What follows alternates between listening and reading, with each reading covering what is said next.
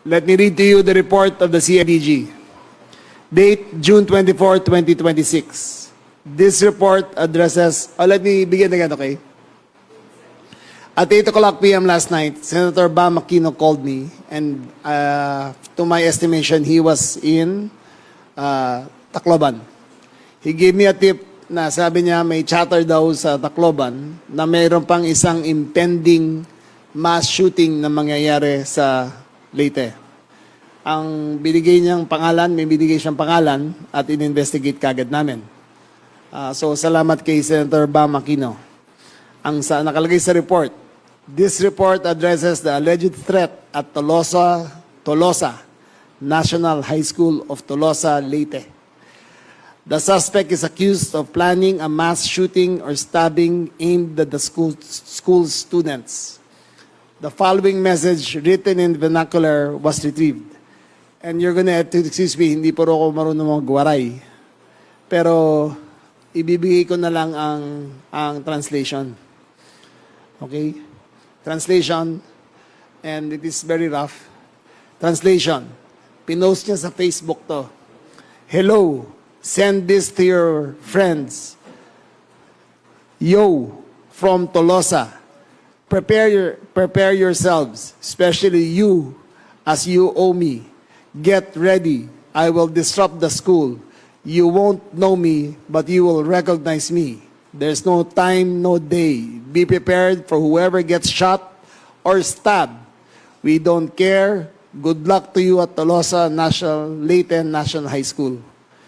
In response to the threat, validation, and intelligence gathering, RFU 8 CIDG immediately went to a 14-year-old grade 10 student named Jasmine Golong. 14 years old, grade 10 student at Tolosa National High School.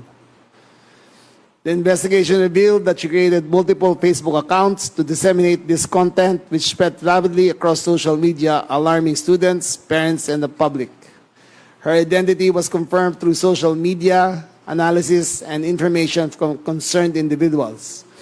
However, the accounts and individual posts were deleted after engagement with Jasmine, who was hesitant and uncooperative due to the fear of repercussions. Her parents, when approached by Tolosa MPS, refused to provide information about the incident.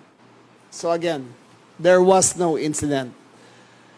Pero sinabi niya, nag-post na siya na may mangyayari.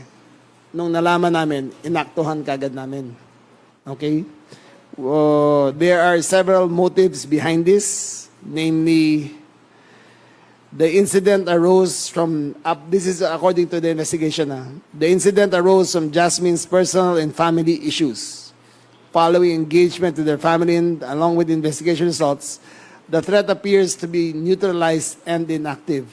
No evidence of an organized plan or involvement of others was found, and neither Jasmine nor her family had access to firearms.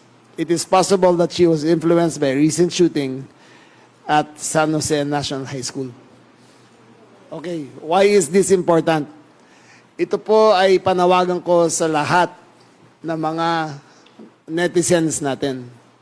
Kung may makita po kayo na kahit anong threat or imminent threat or chatter sa mga group discussions na merong gustong gawing mass shooting or violence to be inflicted, please call 911 and inform right away.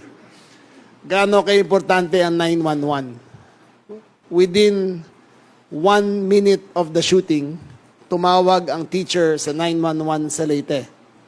Within 5 minutes of the call, dumating na kagad ang first responders.